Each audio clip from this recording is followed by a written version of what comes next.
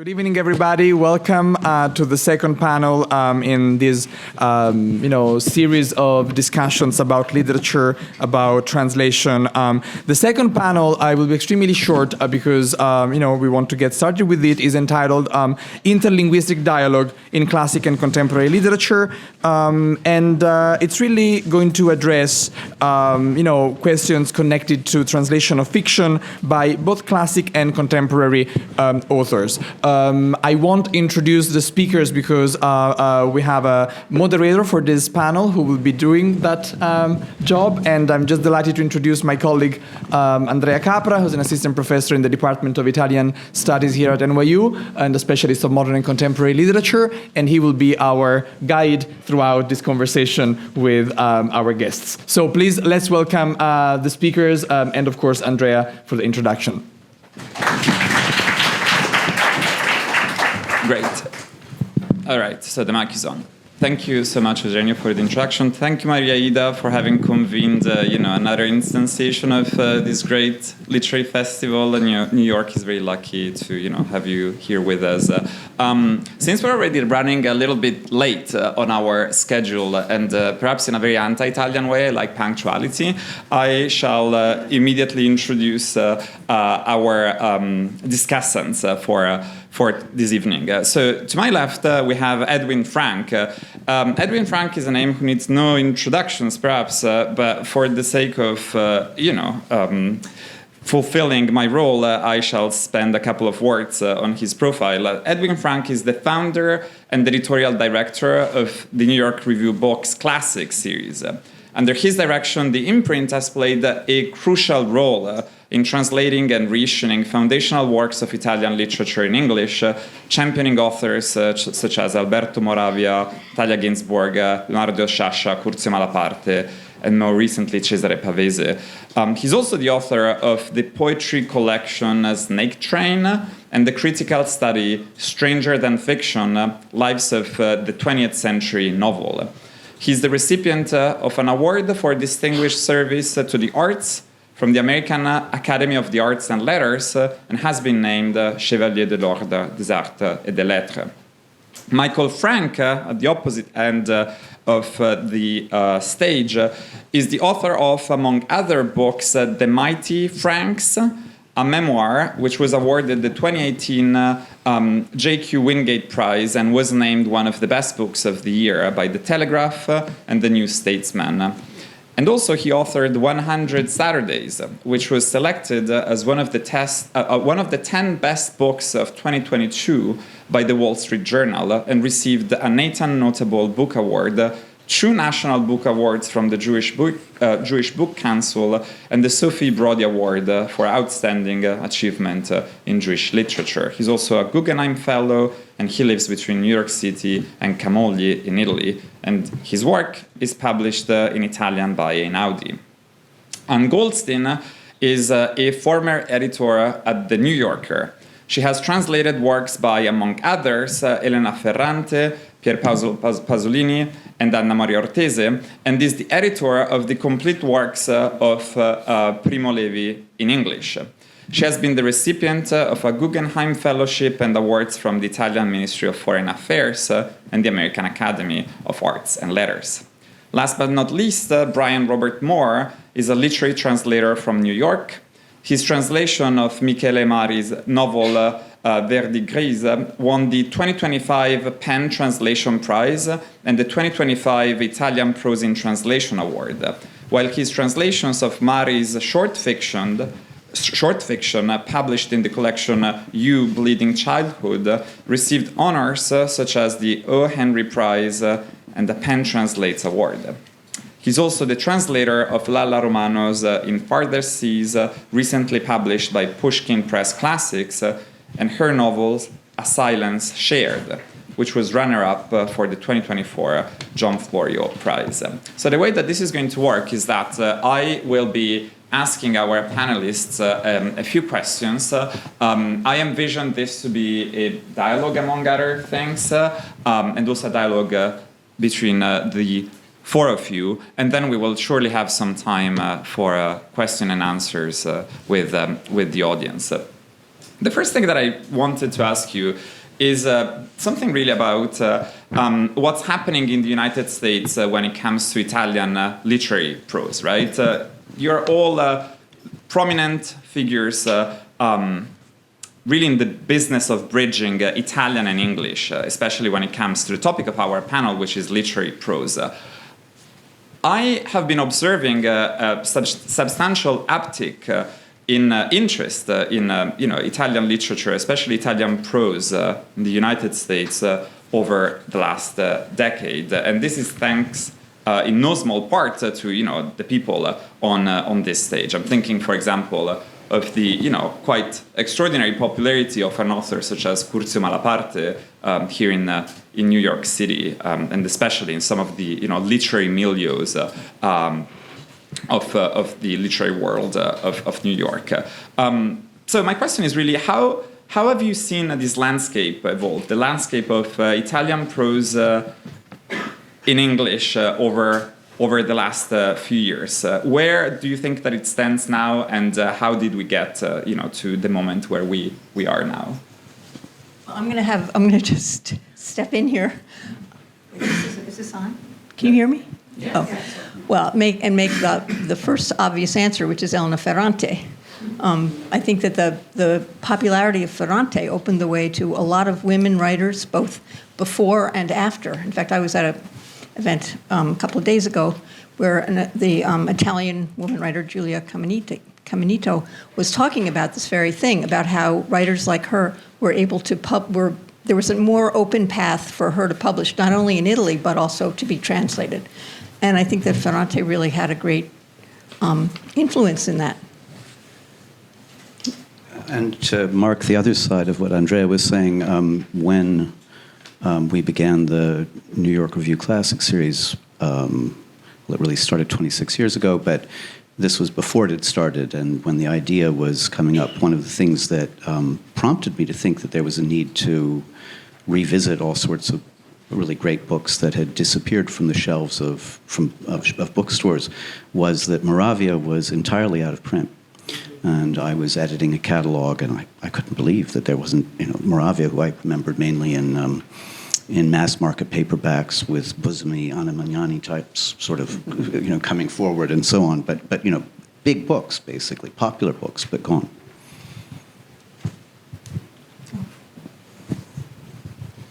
Is this, how do we turn this on? At the bottom. It should be on. It's on? Oh, okay, sorry. Well, then you've heard me mumbling to myself the whole time. No, so I would say that it's obvious. It's an honor to be here speaking, especially with everyone. But to you, the question and Edwin, I think, are kind of living embodiments of how Italian literature has carved out a space for itself, and how that space has continued to grow a lot over the last. I mean, even just 10 years ago, it already seems to have been carved out at this point. So going back further, 15, 20, and beyond, I'm always whenever this question is put to me, it's impossible for me not to I can't help but think about how, the question of you carving out a space for a certain literature, that's definitely happened for a while now. When does that space also become a box? There was a period of time. This is an anecdote, but when Gabriel Garcia Marquez was at the height of his fame, you couldn't write Latin American literature that wasn't neorealist for American audiences. So it's important also to think about how to continue to I'm always interested in finding things that will still surprise readers in terms of what comes out of Italy, because what I find again and again, even if we were just going to cite some really great examples from Ferrante to Morante to contemporary writers, there's already a vast diversity.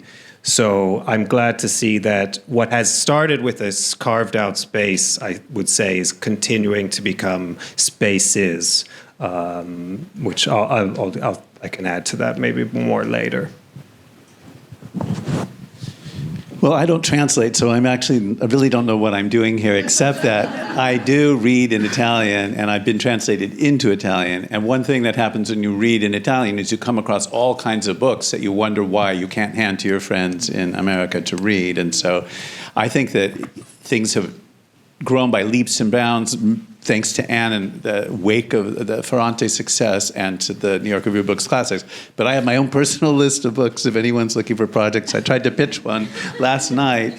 This fantastic writer called Stefano Malatesta, who's written, I think, the best books on Sicily that I've ever read. And they're so delightful and straightforward in their eccentricity that I think you could just whip those up and publish them any old time and open up a vein of really overlooked literature. So I mean, I think it's come a long way, but there's so many books that haven't been translated by friends of mine, but books that I'm given all the time when I read there. And it's an evolving organism, I think, you know. Yeah. Yeah, and as someone who also teaches for a living, I can definitely see how this uptick in interest, but also an uptick in works that are either reissued or translated is opening up new venues for kind of sharing Italian literature with an audience who may not be quite yet a master of the Italian language, and that obviously produces, I think, trickle-down effects, right? You have someone in your class who's going to work at a press, and maybe 15 years down the line, they are reminded of this class that they took, and there is a certain kind of non-linear leap of faith there that takes place when it comes to the progressive introduction of a literature or the reintroduction of a literature into a cultural landscape such as the American one, which is very dynamic, also very stratified with different demographics coming from different cultural backgrounds. So there is always a leap of faith, and that is involved. But I think that it's a bold and necessary one.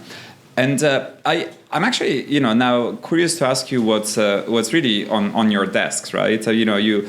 There are overlaps between the four of you, but there are also substantial differences in either the authors that you work on, what you do for a living, how you approach this work of cross-pollination between Italy and the United States. So I was wondering if you could share with us a project that you're working on right now, whether it's a translation, a curation, or your own writing, and tell us why it feels exciting or even vital, perhaps, at this very specific cultural moment, or maybe in its kind of atemporal quality. So what are you working on? I think that this is an interesting question to kind of also see where the field is headed, more than after having seen how we got here.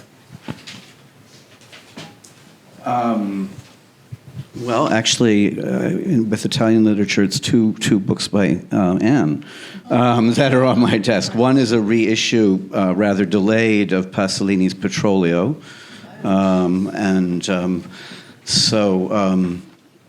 which is as timely or untimely as ever. I'm curious why you decided to do that.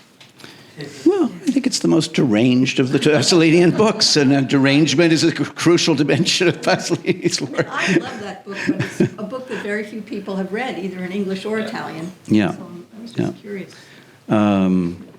No, well, what happens in it? Why is it so deranged? Well, you can't say what you happens. can't say what happens. It's sort of a series of fantasies of an oil man about sexual fantasies and fantasies of domination and so on. But oil is very much essential to it.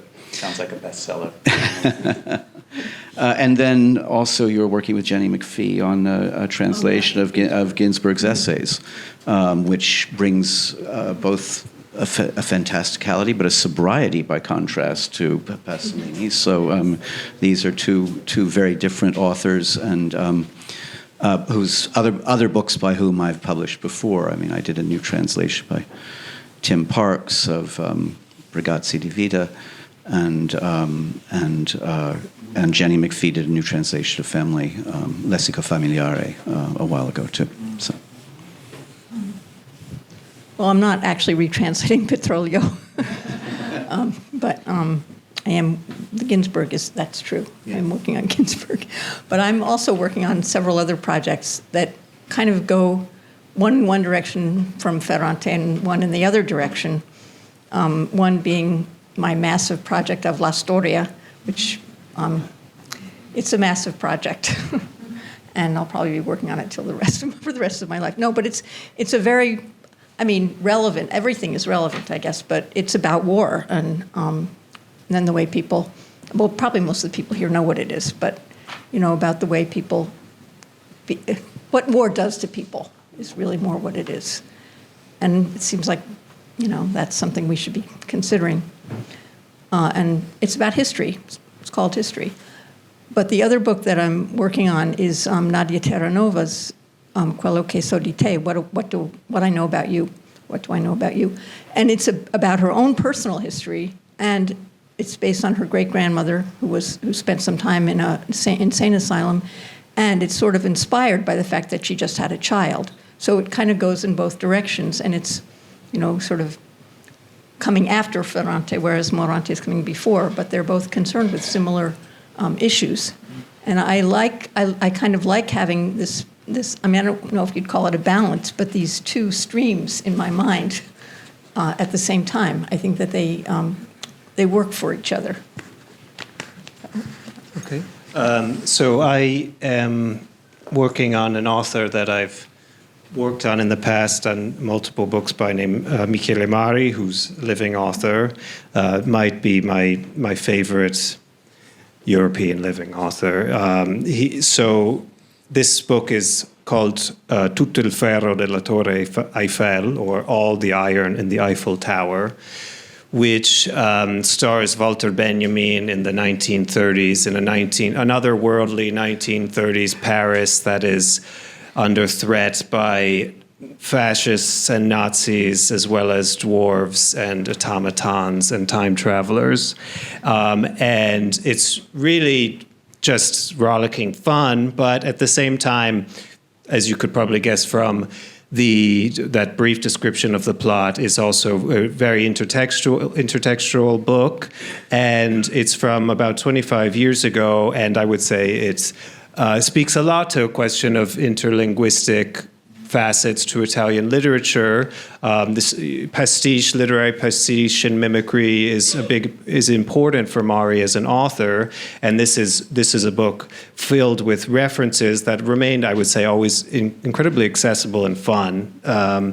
But it's not what we would necessarily expect from Italian literature generally, thinking about what is the space in which Italian literature generally exists in the Anglosphere, something that's kind of so intertextual and also playing with genres like detective fiction or mystery, is something we might expect from more experimental Latin American writers, Eastern European writers, and for whatever reason, I don't think necessarily for the right, for legitimate reasons always, not associated with Italy.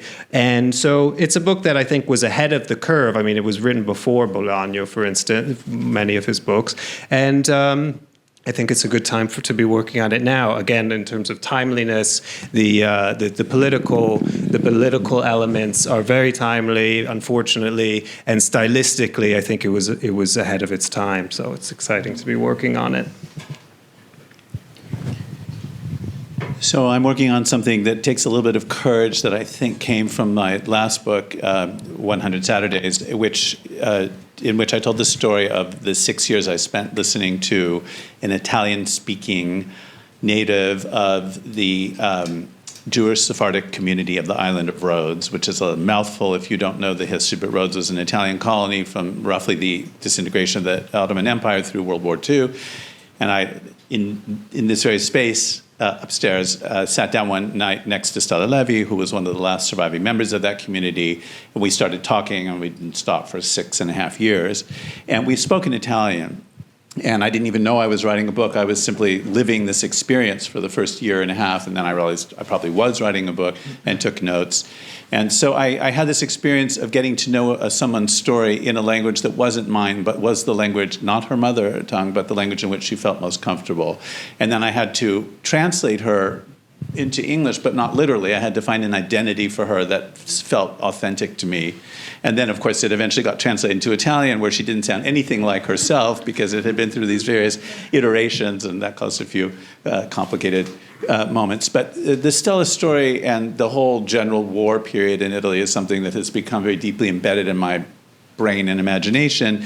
And where I live in Liguria, I happen to have happened on some stories that are half true and maybe not true. And I'm happy to be done with truth anyway. I mean, actual collected truth, but to imagine my way into a story about a potential widow of a Nazi high-ranking member of the Nazi Party who might be my neighbor. And also, there's an incredible story, again, so little known, of these German Jewish children who were sent to boarding school in Liguria. Does anyone know this story? Has anyone ever heard this? I have to ask everybody because I'm just not quite convinced the person who told me about it didn't make it up either, except that there are photographs. And these Jewish children, young through high school, were sent off by their, I'm imagining, affluent and informed German Jewish parents to go live in this progressive boarding school where they had to wear like bathing suits to prune the olive trees and go dip in the sea in the winter. And in addition to learning Italian and their subjects, it was a very interesting man who ran it. And so I'm imagining my way into what that might have felt like for those children as a sort of echo of the Nazi down the block. And we'll see where that leads me. I have no idea.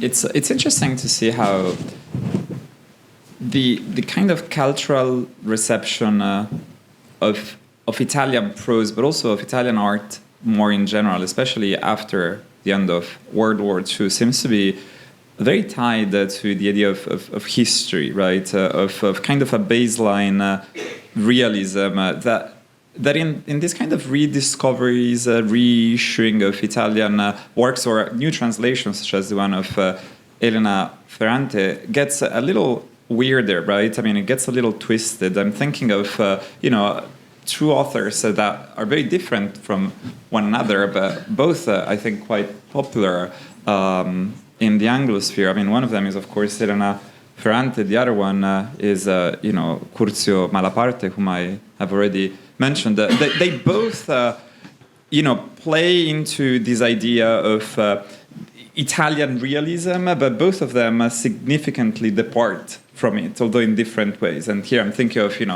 Ferrante's idea of the dissolving of the boundaries, this marginatura, when realism falls apart.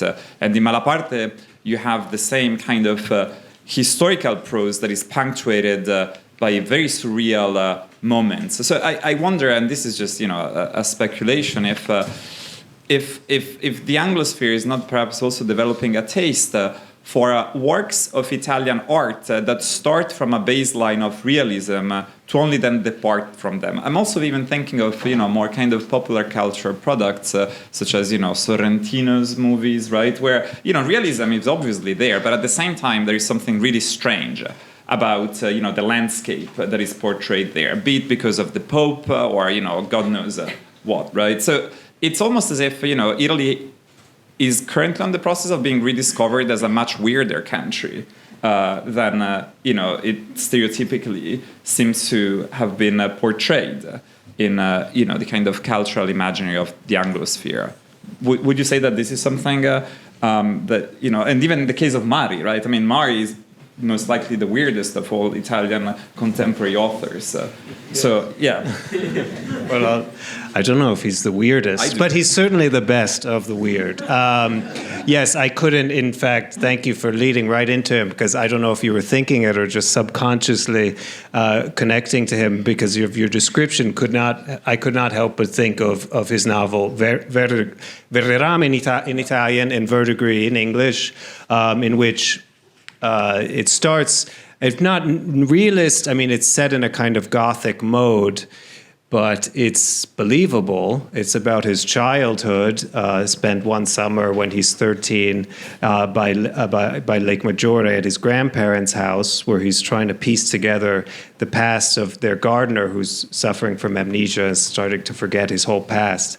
And so that question of history really does bubble up from underneath the surface, and it explores how Italian history in many ways, I mean, it's not always just forgotten, but intentionally buried. It plays with not just amnesia, but repression.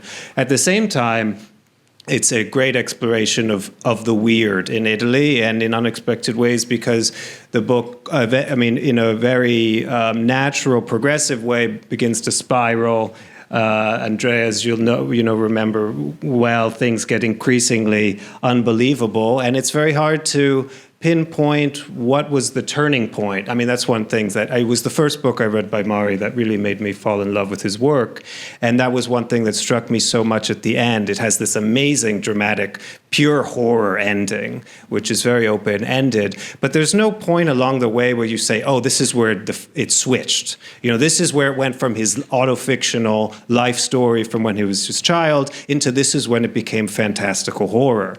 And that's something that I had to just really admire, the way that he pulled that off. And so it's fun to, again, be with this book now, seeing this trend in Mari's work of playing the playing with a mix of true history, the speculative, the weird, and through him I realized that is a richer tradition in Italy than it usually is discussed in America. Though I would say for contemporary living authors, I would say he is definitely the point of reference. One author that you might not think of as weird and supernatural, of course, is Primo Levi, who wrote all these stories that are really kind of science fiction, bioscience fiction, science fiction. Well, he was a scientist, and he wrote all these. They're not really available in English. I mean, some of them are, but not all. And they're really startling, as well as prescient, in certain ways. I mean, I guess I would say that if anything, the strain of Italian literature that's neglected is neorealism, that it's just sort of taken for granted, and that kind of mix has been part of the appeal of Italian art for quite a while. I mean, Fellini at his height was certainly doing that. And if I think, however, of a book that we published recently, Morante's Lies and Sorcery, this is a book which, in a way, is a kind of exhaustingly detailed account of an impoverished, sort of lower, debased, lower middle class life. It's actually such a confusion of social positions. It's hard to, but it's also almost completely hallucinatory at the same time. Then Calvino, of course, for the Baron and Trees. So there's one of the things. I mean, Italian post-war literature and pre-war is an incredibly strong literature, as indeed it is in the movies. I mean, if you go through Moravia, Calvino, Pasolini, Bassani, Morante, Ginsberg, Levi, Sciascia, and Pavese, I mean, it would be hard to come up with a lineup of writers of such, both very different and of such distinct and very different voices, working in a range of everything from the high conceptual to the fantastical to the realistic to that kind of attachment to the beautiful and sensual, which remains a feature, it seems to me, of Italian art and movies and literature as well. I mean, I may be a bit myopic, but I also see in a more realist tradition, the third generation now kind of looking at the war in ways that it feels to me, again, maybe because of the project I spent so much time on, but that it hasn't really percolated down, at least across the generations. There's Le Sciagatrice, for example. There's La Ribelle of Pasolino, La Ribelle of Giorgio von Straten, this last book that he did about a woman who, a real woman, but fictionalized, who fell in with a German deserter and then they became members of the resistance. I see those stories also being excavated now, and I feel that in this culture as well. It seems like every other book is somebody, including one I'm working on, finding papers of their grandparents or their parents in an attic, or finding a story that hasn't been told that leads them back to try to put together how a family survived that period. And I think we're all looking at it with extra acuity now because of what we're living and how we're wondering how they lived what they lived, why we can't figure out how to live what we're living. So I think there's another strain as well. Yeah, talk about bridging differences. You all deal in this really, I think, difficult but also quite heroic business of this kind of transoceanic cross-pollination between Italian culture and American culture. And something that I wanted to ask you, which is perhaps also a way of inviting you to share some interesting anecdotes, is there one issue that you repeatedly run into in trying to bring Italian prose into the English language, or picking which books to publish in the Anglosphere? Is there kind of a cultural barrier, or a knot of complexity or incommunicability, or any sorts of issues that you repeatedly encounter, since this is very much a panel about bridging the two sides of the oceans and also two cultures? Maybe there are none, right? But I thought of asking the question nevertheless. Dialect. Dialect, I think, is one of the biggest problems for bridging, because there really is no dialect in English or in American, and even if there were, it would be hard to make it sound natural in a translation. It just doesn't work. So there's no good solution that I know of. But it's there. I mean, it's the Ferrante's method was to say, he or she said in dialect, and then she went on in Italian. That's a possibility, I think, and I think that's what happens sometimes. I think I think that's what I certainly have done that. Said, something about they were speaking in dialect. In the Ferrante translations, I did that, and then of course dialect, at least as I've known it, is usually it comes up in more intimate situations, in conversation, for example, obviously. And then you can be more colloquial, a little more slangy, maybe, and that's really the only way that I have found to deal with it. Do you think you're losing some part of the character? Because when I think about, in Genovese, they all sound completely different as people. Or in Romano, it's like, I don't know how you would convey that. I don't know that you can without sounding very weird or very unnatural and very forced. I don't know. Well, I don't have a better solution, but I have a very different approach, which I'll throw into the mix here, which is that I mean, the first thing that has to be said is, of course, it depends a great deal on the book in question, right? And this is something we've even talked about in the past, but for instance, this question of the weird, right? It sounds weird. Well, what if sometimes the weird is what you want in a book? So, for instance, I've dealt with it a bit in various books, but Verdigris of Michele Mari's Verdigris is the key example for me, where essentially half the book is dialogue between the young protagonist and the old gardener who speaks all in dialect.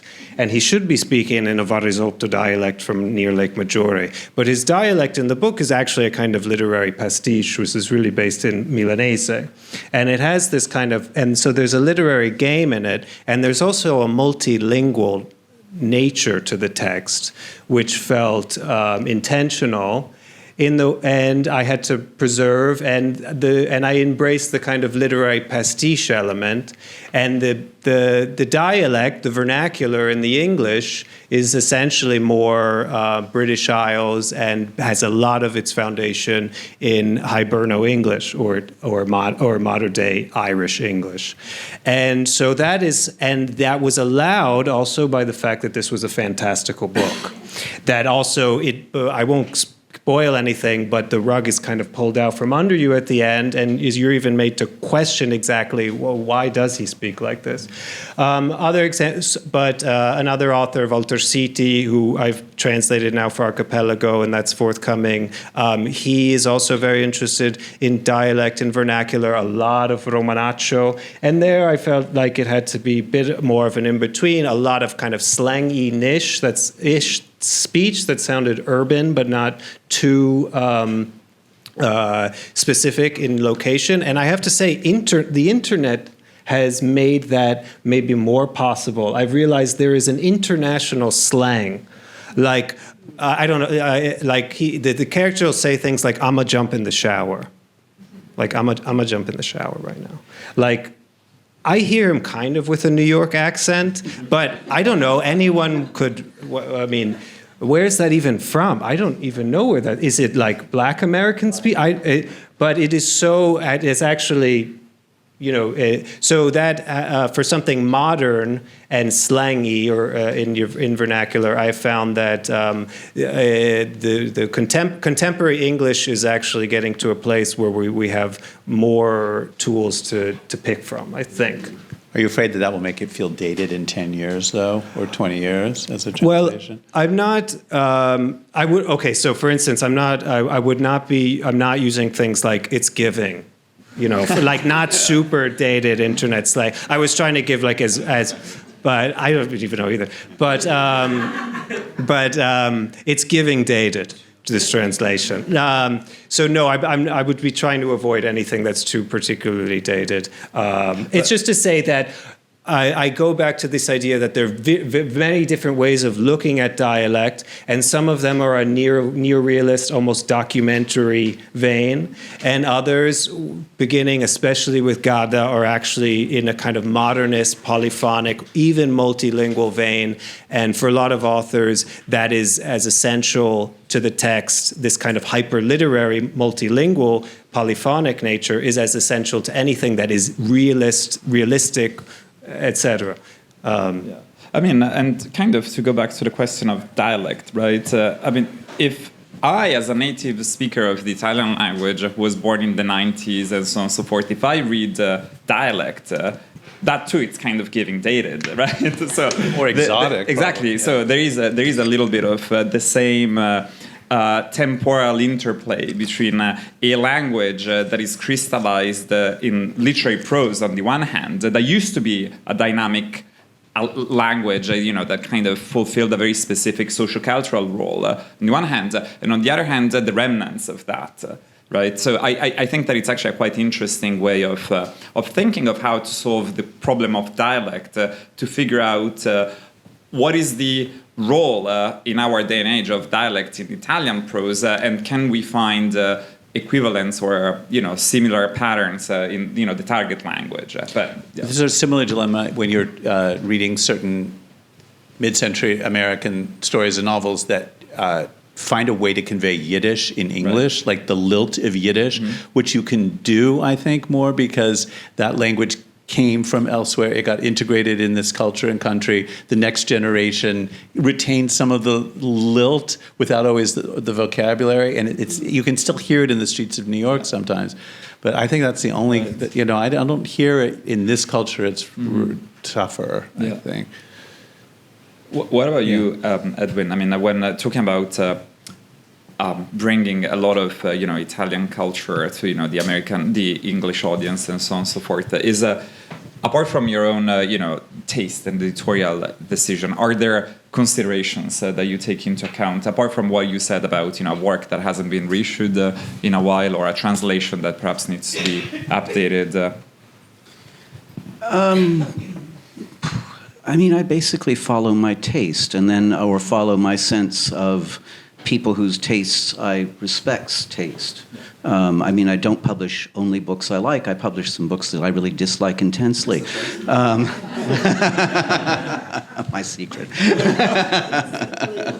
But on the other hand, I think that they are books that are worth arguing with, or they're books that make that have a kind of aesthetic or conceptual profile which needs to be seen. So I guess in that case, there's a question of boldness or distinctiveness, which is what anybody's taste is really engaged with. I mean, I should have, thinking of the dialect thing we were just discussing, I was once given a proposal after I had reprinted Weaver's translation, which people find a lot of fault of the awful mess on the Via Marilana Gada, where he really says dialect is impossible to translate. Moreover, insofar as it translates into English, it usually translates as a class. A matter of class. This is not the case, especially in this kind of, Joycean encyclopedic novel where people may speak dialect, but they're speaking about science and they're speaking about meteorology and so on and so on. So he said that's something, and of course in every translation there is something that has to be sacrificed in the interest of bringing over something else. But somebody wrote and said, well, this is a disaster. It's not at all, it's not remotely Gada's book. That's the last thing that you should have sacrificed. And he was going to translate each of the dialects into, one person was going to be South African, one person was going to be Kiwi, one person was going to be Hibernian. But the fact is that no English ear would actually hear that. And then what does it mean to translate Neapolitan into South African? I mean, it becomes a kind of, it becomes the ultimately arbitrary conjunction. I want to ask a last question before opening it up to the audience. We're kind of approaching this question from the perspective of taste.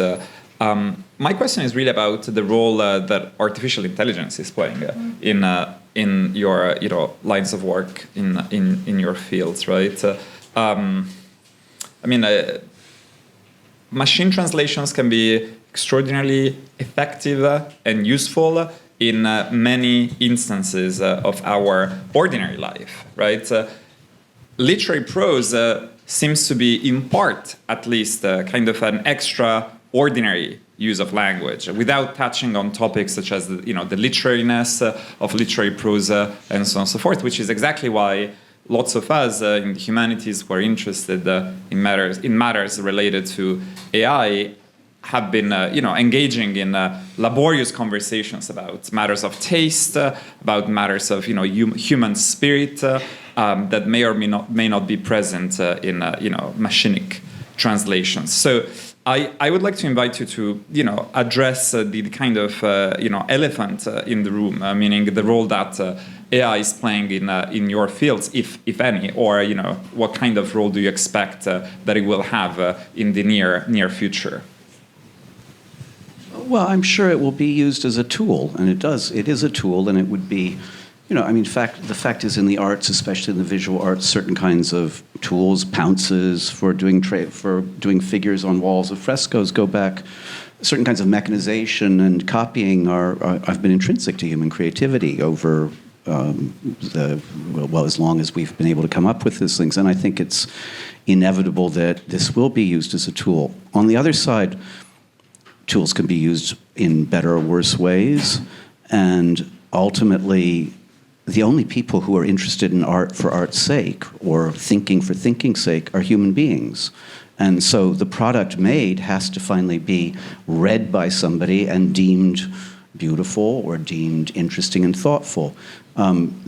We may come to the day, in the sciences, it appears to be a point that certain kinds of research programs can be generated usefully by artificial intelligence, but given that finally it feeds only on all those things we have already done to try and do maybe new things, maybe to parrot that, I'm not, in the arts, terribly worried, because finally it's going to be the question of taste, and the taste is human. It's not artificial. Artificial intelligence is not intelligence. I'll just say that I read this morning a headline from something called Books in Translation, Trends and Transformations in the European Publishing Market that said, only translators with above average skills will survive. You have nothing to worry about. That's terrible. Right. What will we do?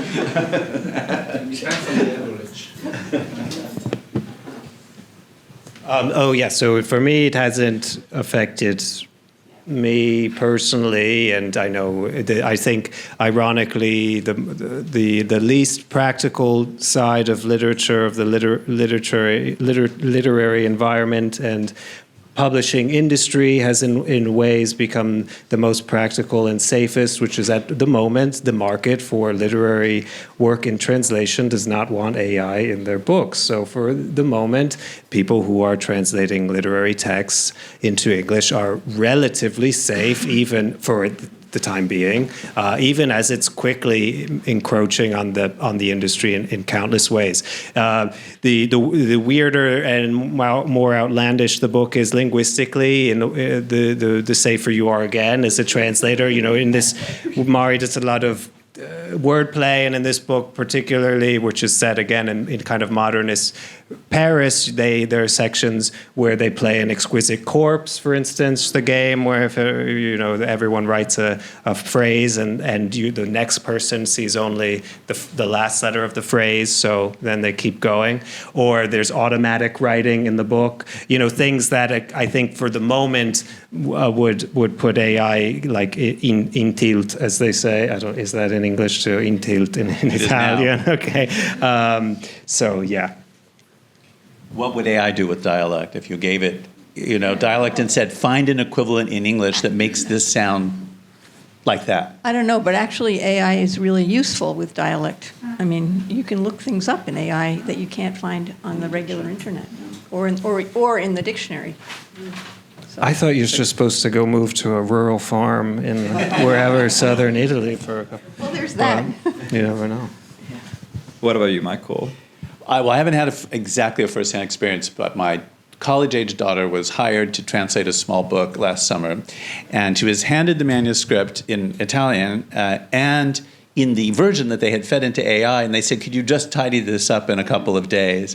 And she looked at it, and then I looked at it with her, and it was like, yes, it was in English, but it was not in English. That's all I can say. It completely missed the whole point, though it was grammatical. And so it was very bizarre, and she just set it aside and started from scratch. That's been my experience. I'm sure it's more sophisticated even a year later, I think. I mean, I will personally put some of my Italian emails in to make sure I'm at least spelling things right. That they do nicely with, But I was looking at a legal document the other day from Italy about describing a house, and a house I actually happen to know. And it was interesting to me that it had gotten it wrong. It had actually translated, this was very basic sort of thing, so it didn't understand the relation to the hall, the room. And now it's interesting that there you have to actually know the house for the description actually too. That's a very interesting anecdote, because when I interviewed, because I was so fascinated by my Danish translator of my first book, and he told me that the first thing he does is look up the physical spaces where, if they are findable online, because he needs to have an orientation. He said, you say you go down the hill toward the left, what does that mean? Because in Danish, and then he gave me some explanation about why that was much more complex, and that I thought that has really stayed with me. The idea of spatial orientation, I don't think the machine is doing that. There's also, a kind of the opposite perspective that may be worth considering for a moment, right? And by that I mean the role that translations, or the role that curating a series of books, or the role that bridging to different cultures plays in the learning data set of these models, right? So the fact that we now have access also in English to a plethora of works of Italian prose is in practice affecting how these models work in English, insofar as through those translations they can gather a substantial knowledge amount about cultural habits, about tone, about voice, right? So it's actually not just about what the human gets out of a machinic translation, but also what the machine gets out of a human translation. We have approximately, I think, 10 minutes. For Q&A. So I don't know if we have a roaming microphone around. Maybe one of you could give. Thank you very much. So if anyone has any questions, we'd be happy to take them, or they would be happy to take them. Thank you. I want to keep talking about this idea of the dialect, because I'm so interested in that. I'm kind of working with that right now myself. And one of the things I was thinking about is how Italians have given themselves so much freedom with dubbing, which in a way can kind of parallel our ideas of literary translation, and the idea, for example, Sicilian American gangsters or mob are always translated with either a Napolitan accent or a Sicilian accent or dialect even, and this worked out great. I don't know if you remember the series Roseanne from the 80s or 90s. They spoke Napolitan, and so to Italians, Napolitan was like the equivalent of a kind of white trash American, which, sometimes it works, sometimes it doesn't work. But I do think that there is a fun that Italians have had with dubbing that might also start to apply with the ways in which we are approaching new stories to translate and the ways of approaching dialect. And I'm wondering, if you have ever thought of like a kind of new generative dialect and what it would take to give yourselves permissions as translators to go there, and if you feel like you have a reverence where you don't think that's a good idea or possible.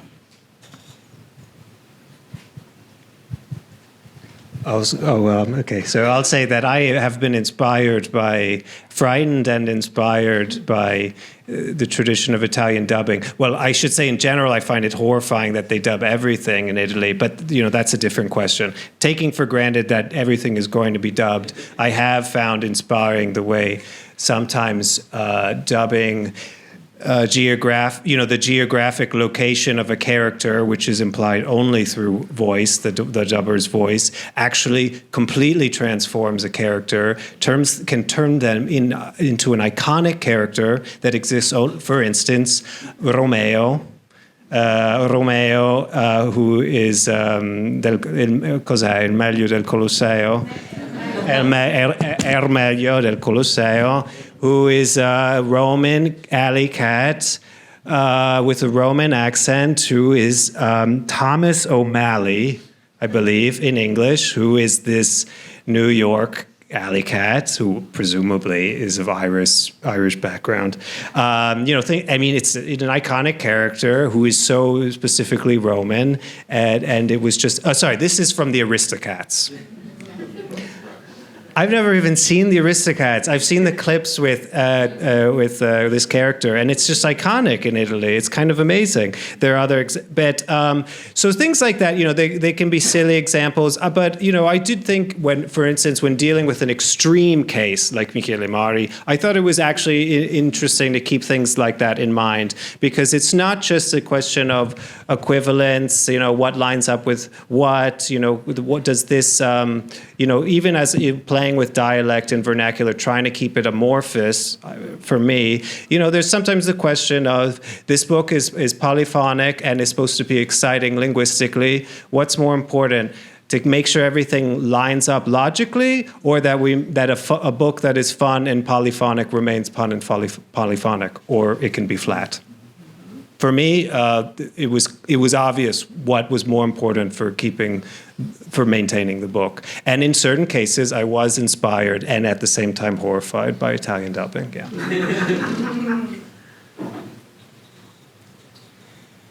Any more questions for our speakers? There are two on that side.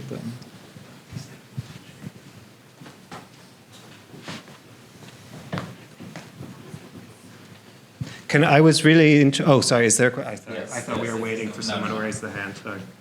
If you want to continue your points, fine. Okay. So this is touching on the context of language and its timed vernacular. Regarding your engagement with poetry specifically, to what extent does the obsolete and the absolute of the lexicon spectrum intervene with your translation process and methodology? The absolute and the obsolete. Well, obviously it depends on when the poet comes from, and to a great degree whether the poet is engaged with obsolete usages and so on. I mean, with poetry, I've edited some. I've worked. Often what an editor does. I have so-so reading Italian, but and much better French. But and I've edited, and one of the things the editor does is he is the first reader in the target language, really. But with poetry, of course, poetry poetry is difficult. And the first reader with poetry often says, not really poetry, and so on. Or indeed suddenly is engaged and says, this is poetry. But if it's a language you don't really know where that poetry is welling up from, can often, well, you have to trust the translation or the words on the page, you know. What about translators who don't speak the original language they're translating from, of which there are a number of cases, I think. Well, speak or can't even make it out with a dictionary. There are a lot of translators who don't speak terribly well in the language that they. But who read maybe an ancient text translated, in fact, literally, and then make their own poem out of that text. Well, there was that popular period. I mean, there was a period in the 70s, really, where often somebody with linguistic expertise or scholarly expertise, or the two, would team up with a certified poet. Right. And but the main effect of that was a period where everything got turned into kind of American imagistic poetry. And it sounded like a certain era in American poetry, and for a while, some of those translations did their work. They interested people in the work, and then later translations came around. I mean, it's fascinating to look at something like the translations of Osip Mandelstam. I don't know the original language at all, but they slowly but surely different aspects of the work are brought out more or less effectively. Anyway. If I were going to, so I was going to say in terms of the obsolete. That I caught the word, right? It was obsolete. Okay, sorry. In terms of like antiquated, I mean, certain times it's right to try to avoid. There's a question of if something is dated in the original, maybe avoid it, try to modernize it. Sometimes an author like Mari will be purposely doing something that's obsolete and antiquated, relative to when he's writing, and a kind of literary game. So there, it's important to maintain, and he does that in his own poetry.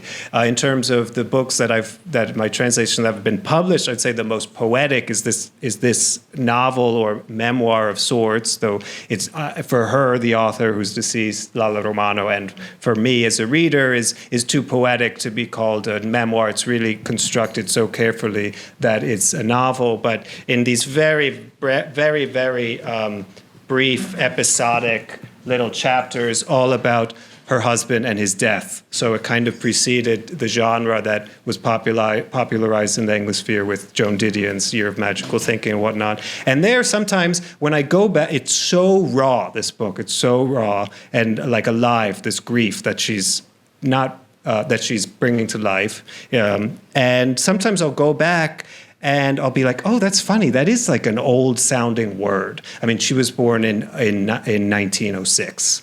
Of course, there's going to be dated moments. And I'll sometimes forget, because whenever I'm immersed in her work, that obsolescence and antiquated nature, that's just part of her lexicon, actually disappears for me. So I never have tried to maintain that in her work. I've done 2 books of hers, and it's, in this one in particular, In Farthest Seas, I mean, she wrote it originally in the 80s, so even though she is of an older generation and was herself in her 80s then, it's not that old a book that you'd be wondering, as you would with Dante or people from the 1500s, etc. Yeah.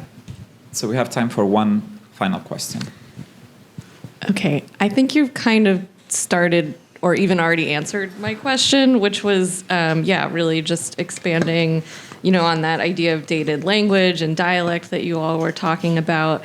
I was wondering specifically when you're translating a classic or a much older work, and you want it to appeal to contemporary audiences, how you approach that temporal bridging in terms of style or even implied context that's required.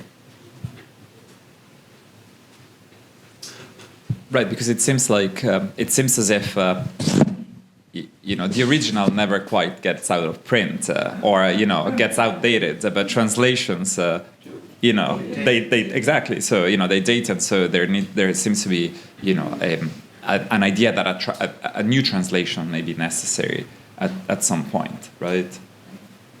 Well, and you get the further extreme that, certain books, basically older books in one's own language, need in some sense to be translated. I mean, I remember a German publisher saying to me when there was a huge, War and Peace was a huge hit, he said, the fact is Germans can't read 19th century German novels, so they have to read them translated from other countries. I don't know. I mean, I think somehow when you're translating an older book, I mean, I haven't translated very old books, but maybe some. But if you're going with the text, you somehow ends up being of your generation. It ends up being of my era. Even if you're going with the text, I think there's no. I don't really think there's a way of for me, of knowing consciously, trying to make something of a different era, like trying to like Alba de Cespedes, trying to make it sound like the 30s in English. I just don't think. I mean, I keep saying, it doesn't sound natural, but it's. I don't mean that natural means smooth. It just means doesn't sound like English in some way. That let's say her works sound Italian. So it's not like Michele Mavi. Did you publish the Turgenev Fathers and Children? Was that in your series? I read that and I thought, this was written yesterday. It was such a sparkling translation. And then I'm going to do a deep dive and go back in time. And I picked off my shelf A House in the Country. I couldn't get beyond the first chapter because it was like this. It was an English that just didn't vibrate the way that incredible translation did. So basically, every book, I think, probably a lot of books could benefit from a generational revisit that way. Terrific. So, long live translations. Thank you very much. Thank you.